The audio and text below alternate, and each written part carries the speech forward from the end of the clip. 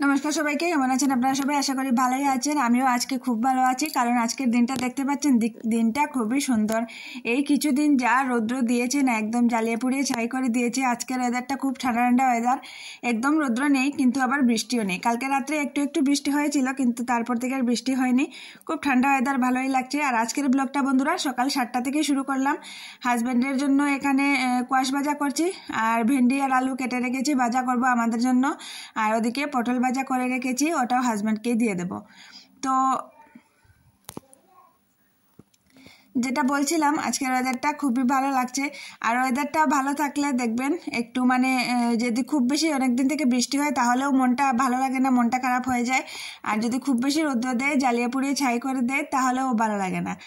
আর একটু বাতাস তো খুব বেশি দিচ্ছে না, একটু ঠান্ডা ঠান্ডা ঠান্ডা ঠান্ডা বাতাস দিচ্ছে, খুব ভালো লাগছে। আর এই যে দেখুন, এই যে লঙ্কার গাছটা অনেক আগে একটা ভিডিওতে দেখিয়েছিলাম, ছোট ছিল, সেই গাছটা না অনেক বড় হয়ে গিয়েছে, আর অনেকগুলো লঙ্কাও ধরেছে। লঙ্কাগুলো এখনও পারিনি, একদিন যেদিন লঙ্কাগুলো পারবো আপনাদের সাথে অবশ্যই শেয়ার করব। আর ওদিকের যে আমাদের সাদা ফুলের গাছটা ছিল, সেটা কাটা হয়ে গিয়েছে। তো আজকে বন্ধুরা, যেহেতু সকাল সকাল 7টা থেকেই ব্লগটা স্টার্ট করেছি, তো ভাবছি আমার হাজব্যান্ডের লাঞ্চ বক্সটা আমি কিভাবে প্যাক করি সেটা আপনাদের সাথে শেয়ার করব। যেহেতু হাজব্যান্ডের তো খাওয়া দাওয়া খুবই বারণ আছে, তোমরা তো জানোই, যারা দেখছো আমার পুরনো ভিডিওগুলো, পুরনো ব্লগগুলো দেখছো, তোমরা তো জানোই। তো সেই জন্যই আর কি, ও তো একদম খেয়ে যেতে পারে না, আর একটু করেই ভাত নিয়ে যায়। তো এখানে এই যে কাঁচা লঙ্কা দিয়েছি, পটল ভাজা দিয়েছি, আর কোয়াশ ভাজা দিয়েছি, আর দিয়ে দেব শশাটা কিন্তু গরমে খাওয়াটা আমাদের সকলের জন্যই খুবই দরকার। আর আগে তো পেঁয়াজ টিয়াজ নিত, এখন আর পেঁয়াজ টিয়াজ নেয় না, কারণ ওগুলো তো খাওয়া বারণ। তো সেই জন্য এই যে দেখো, তোমাদের সাথে গল্প করতে করতে হাজব্যান্ডের লাঞ্চ বক্সটাও আমি রেডি করে নিয়েছি। তো সকালের মোটামুটি রান্নাবান্না শেষ কি হাজব্যান্ডের যেগুলো খেয়ে যাবে বা টিফিন নিয়ে যাবে সেগুলো শেষ, আর প্যাকিংও করে নিয়েছি। আর এখন আমাদের খাওয়া দাওয়ার রান্নার পালা। খাওয়া দাওয়া তো অনেক দেরি আছে, তো রান্নাবান্না করে নিচ্ছি, কারণ উঠেছি একটু তাড়াতাড়ি। তো ভাবছি কি যে রান্নাটা করেই নেই, বসে শুয়ে থেকে তো আর লাভ নেই, আর রান্নাবান্না করে তারপরে স্নান টান করে নেব, সেই জন্যই আর কি। তো আমাদের জন্য ভেন্ডি আলু ভাজা করব, এই যে ভেন্ডি আলু ভাজা। আর ভাবছি কি আজকে একটু ডাল করব। কাল যে ছোটো মাছগুলো করেছিলাম একদম শুকনো শুকনো করে, মাছটা কিন্তু দারুণ হয়েছিল খেতে, সেগুলো থেকে গিয়েছে। তো সেজন্যই ভাবছি কি, আর ওই এটার সঙ্গে আর কি ডাল দিয়ে খেতে খুব ভালো লাগে, তোমাদের কালকের ভিডিওতেও বলেছিলাম। তো সেজন্য ভাবলাম একটু ডাল করব। আর ভেন্ডি আলু ভাজাটা তো করেই নিয়েছি। আর এই যে দেখো, সকালবেলা দেখিয়েছিলাম ঠান্ডা ঠান্ডা ওয়েদার, খুব ভালো লাগছিল, কিন্তু বৃষ্টিটা এসেই গিয়েছে। তো যাই হোক, ঝিরঝির বৃষ্টি পড়ছে, কাপড়গুলো আর বাইরে দেওয়া যাবে না, স্নান টান করে নিয়েছি। আর হ্যাঁ, এই 2-3 দিন থেকে একটা কাজে খুব বেশি আমি রিলিফ পেয়েছি। ঠাকুর পুজোটা বেশিরভাগই আমার মেয়ে দিয়ে দিচ্ছে, কারণ ওর যেহেতু স্কুল বন্ধ, ও একটু দেরি করেই উঠছে কিছুদিন থেকে ঘুম থেকে।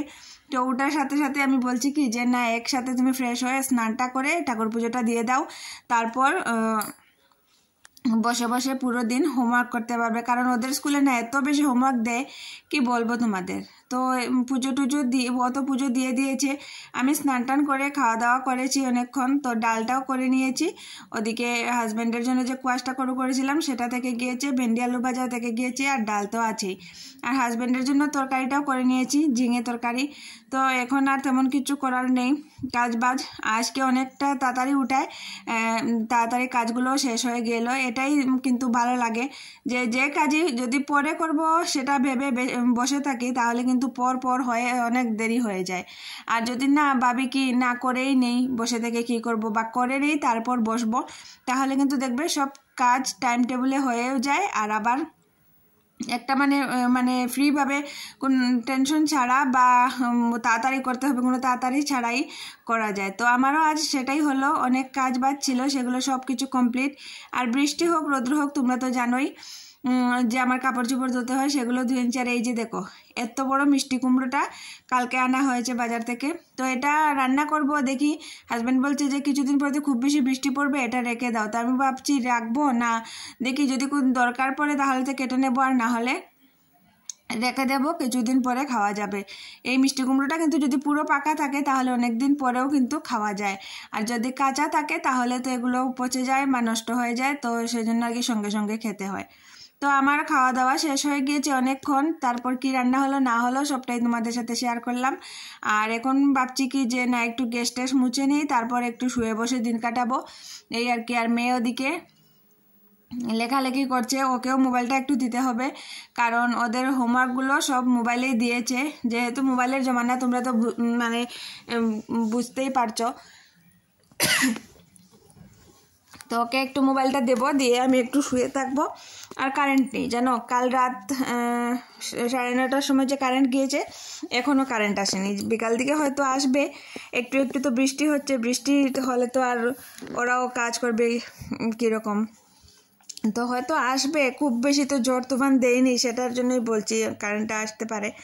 তো যাই হোক বন্ধুরা, পাশে থাকো, সঙ্গে থাকো, আর দেখতে থাকো আমি পুরো দিন কী করি না করি। আর যদি নতুন হয়ে থাকো আমার চ্যানেলটাকে সাবস্ক্রাইব করে দিও, লাইক কমেন্ট শেয়ার অবশ্যই করো। তো যে বলছিলাম তোমাদের, সকালবেলা বৃষ্টি হচ্ছিল, তারপর 12টা 12:30 থেকে রৌদ্র উঠলো একটু একটু।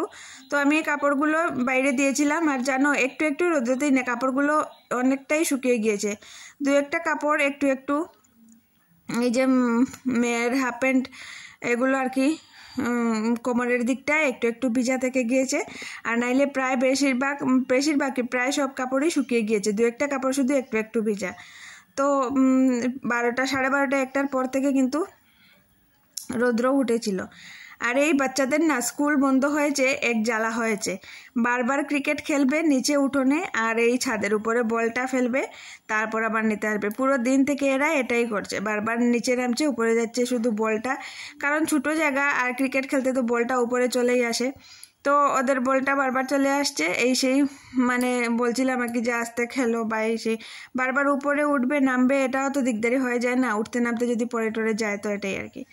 তো বন্ধুরা, শুভ সন্ধ্যা সবাইকে, চলে এসেছি একদম রাত্রেবেলা, 8টার মতো বাজে। এদিকে করে নিয়েছি হাজব্যান্ডের তরকারি আছে, আমাদেরও আছে, ডাল আছে, একটু মাছের তরকারিটাও আছে, আর এখন করেছি শুধু বিনস আলু বাজার। এই যে দেখো নেল পালিশটা লাগিয়েছি, একটু সাজুগুজু করে নিলাম, মেয়েকেও লাগিয়ে দিয়েছি আজকে, অনেক দিন পর। ও তো লাগায় না, কারণ ওদের স্কুলে মানে সাজুগুজু করা একটু বারণই আছে, এই যে নেল পালিশ লাগানো এগুলো, বা ফুটা ওটা দেওয়া, তো ও এসব এমনিতেই ভালো পায় না, কারণ ওদের স্কুলে মানে চলতে চলতে স্কুলের থাকতে থাকতে এমন হয়েছে, ও আর এসব ভালো লাগে না ওর। তো আমি বললাম কি যে এই ব্ল্যাক কালারের নেল পালিশটা ওই শখ করে নিয়েছিল গতবার পুজোর পরে না পুজোর আগে, এইরকমই, তো সেটা তো আর লাগানো হয় না, নষ্টও হয়ে যাচ্ছে। তো আমি বললাম যে এখন তো স্কুল বন্ধ আছে, তোকে লাগিয়ে দেই, তো না বলছিল, তবু আমি জোর করে লাগিয়ে দিয়েছি, তো আমি একটু লাগিয়ে নিলাম আর কি।